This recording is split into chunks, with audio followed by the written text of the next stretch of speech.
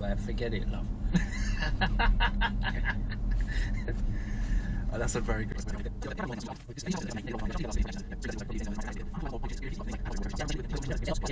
And if you're casting at the moment, I'm still available.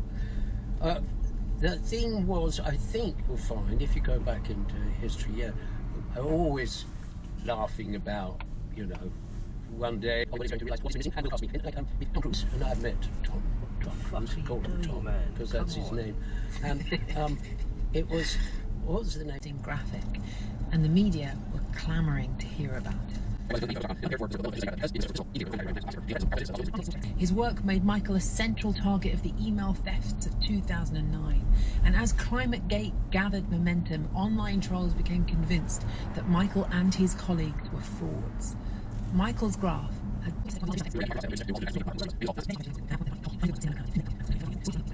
presented as far back as we can go. The question is, are we going to do something about it in time? What indeed? There have been no shortage of theories, but perhaps the most delightful comes from a German pastor in the 1700s.